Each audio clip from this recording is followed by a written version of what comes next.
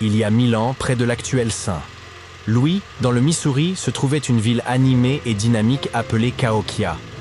C'était une ville amérindienne, la plus grande et la plus influente de la culture mississippienne.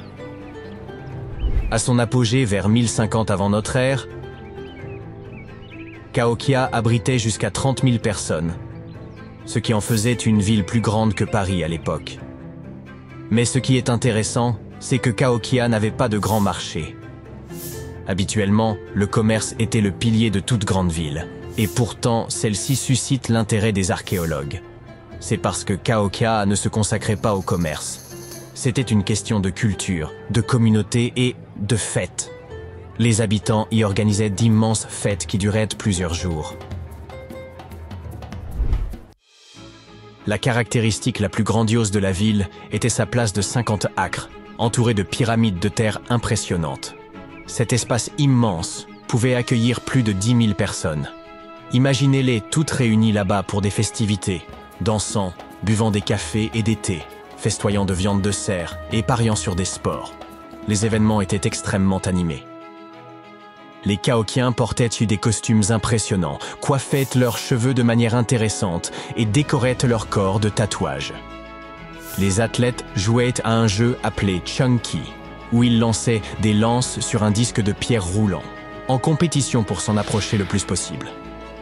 Le rugissement de la foule emplissait l'air, et les artistes démontraient leur talent. Ces célébrations étaient aussi sauvages qu'elles ont laissé des traces dans l'histoire. Après la fin des fêtes, les Cahokiens nettoyaient en jetant les restes dans des fosses. Les archéologues ont découvert ces fosses à déchets et elles étaient remplies de restes alimentaires et de poteries. Une seule fosse contenait les restes de 2000 cerfs, et cela provenant d'un seul événement. Ils ont également trouvé des traces de oud yopon, une plante caféinée qui était échangée depuis des centaines de kilomètres. Cela montre à quel point les Cahokiens mettaient du soin et de la réflexion dans leurs célébrations. Aimeriez-vous vivre dans une ville comme celle-ci? Mais outre les plaisirs et les jeux, Cahokia était aussi profondément complexe et spirituelle. La ville était construite sur un paysage qui mêlait terres sèches et zones marécageuses. Beaucoup de gens croyaient que cela symbolisait la connexion entre le monde des vivants et celui des morts. Les habitants de Cahokia voyaient leur ville comme un pont entre ces deux royaumes. Ils ont construit des monticules de terre, à la fois pour des cérémonies et des rituels, et comme support de construction. Ces monticules s'élevaient des zones marécageuses. Pendant ce temps, les gens s'installaient dans les endroits plus secs. Des chemins surélevés reliaient ces quartiers, créant un lien physique entre la vie et la mort. N'est-ce pas triste que certaines métropoles anciennes, qui rivalisaient en taille avec les villes modernes, aient simplement disparu? L'histoire de Cahokia s'est terminée en silence vers 1350 de notre ère, lorsque la ville a été abandonnée. Tout cela à cause de changements environnementaux et climatiques, d'inondations et d'autres problèmes. Mais l'influence de Cahokia était si grande qu'elle s'est étendue à des endroits éloignés. Certaines de leurs traditions, comme le Chunky et le thé yopon, ont survécu dans les communautés autochtones jusqu'à aujourd'hui. Aujourd'hui, Cahokia est un site du patrimoine mondial de l'UNESCO. Et ce n'est pas la seule mégalopole que nous avons perdue. Il y a environ 5000 ans, les habitants de la vallée de l'Indus ont construit certaines des premières villes du monde. Mohenjo-Daro était une ancienne ville située dans l'actuel Pakistan. La ville a été construite vers 2500 avant notre ère, et à cette époque, elle était un centre florissant de la civilisation de l'Indus. Bien sûr, elle était bien plus petite que les villes modernes, mais elle était assez grande pour l'époque, environ 40 000 habitants. Il semble que les habitants étaient des gens extrêmement stricts et disciplinés. La planification et l'organisation de la ville étaient incroyables. Elle était aménagée selon un schéma en grille. Les rues et les bâtiments importants étaient alignés selon l'axe nord-sud, probablement pour correspondre au mouvement du soleil et de la lune. Ils ont également construit l'un des systèmes les plus avancés de gestion de l'eau et des déchets de leur époque. La ville comptait environ 700 puits. Presque chaque maison avait son propre puits. La plupart des habitations avaient également des salles de bain privées, avec des systèmes de drainage et même des égouts souterrains. Cela montre à quel point ces personnes étaient compétentes pour rester propres. Et avec toute cette discipline, il semble qu'il n'y ait pas eu de roi, reine ou même de gouvernement central. Ils pouvaient encore avoir une certaine autorité, comme des élites locales ou des responsables élus, mais pas une monarchie stricte classique ni une religion. Au lieu de cela, les gens là-bas se soucièrent de la simplicité et de l'ordre. Ils se géraient eux-mêmes en ayant des méthodes standardisées pour faire les choses, depuis la fabrication des outils et de la poterie jusqu'à la façon dont ils commerçaient. C'est pourquoi, contrairement à beaucoup d'autres villes, Mohenjo-Daro n'avait pas de grands palais, temples ou monuments. À la place, ils avaient des zones publiques appelées citadelles. Les gens se réunissaient dans les citadelles pour des rituels, des réunions et le stockage de céréales. Et il semble que ce mode de vie ait parfaitement fonctionné. Les scientifiques ont trouvé des seaux et des poids, ce qui signifie que l'économie était bien régulée.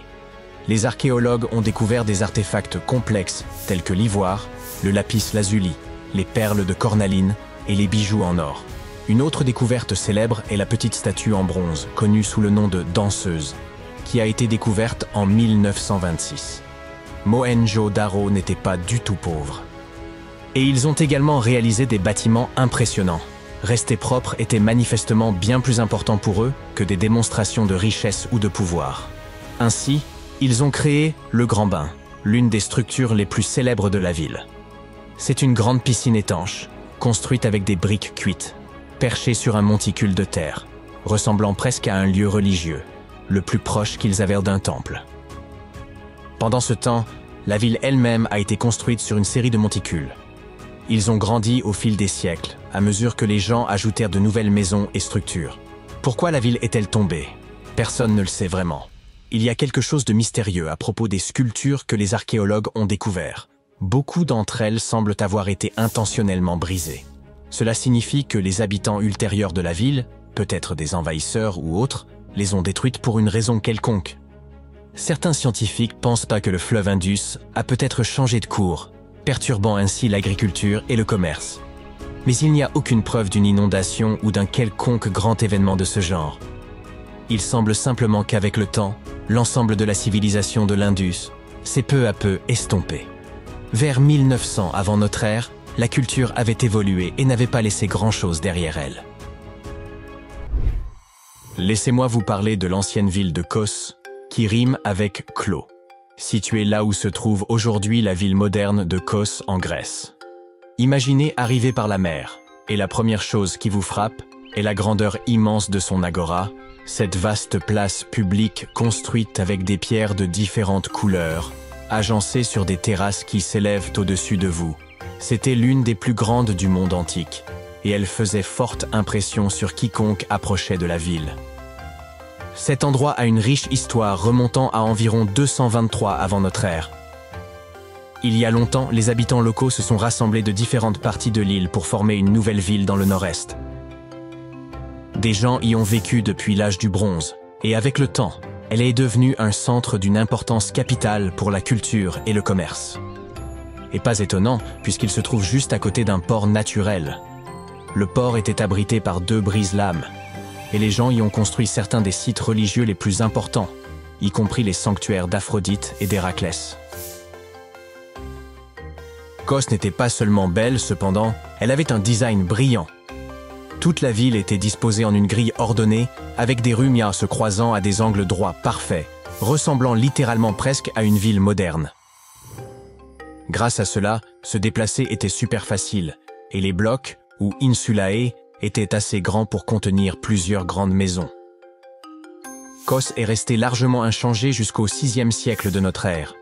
Au fil du temps, elle a commencé à rétrécir progressivement, confinée à l'intérieur des murs de ce qui est maintenant le quartier de Kora. Palmyre était une ancienne ville construite autour d'une belle oasis à un moment donné au cours du 3e millénaire avant notre ère. Initialement connue sous le nom de Tadmor, cette ville a prospéré en tant qu'étape majeure sur la route de la soie, reliant le Proche-Orient à l'Asie. C'était un centre florissant de commerce et de culture. Ils avaient un marché, des bâtiments d'assemblée, des portes grandioses, En d'autres termes, cet endroit foisonnait de vie. La ville est passée entre de nombreuses mains au cours de son histoire. Des Byzantins aux califats arabes. C'est probablement pour cela qu'elle possédait une architecture impressionnante. Un mélange intéressant d'influences gréco-romaines, perses et arabes. Le temple de Bel, la grande colonnade et un théâtre de style romain. Mais comme tous les autres, il s'est détérioré avec le temps. L'importance de Palmyre a diminué, et au début des années 1400, elle avait été largement détruite.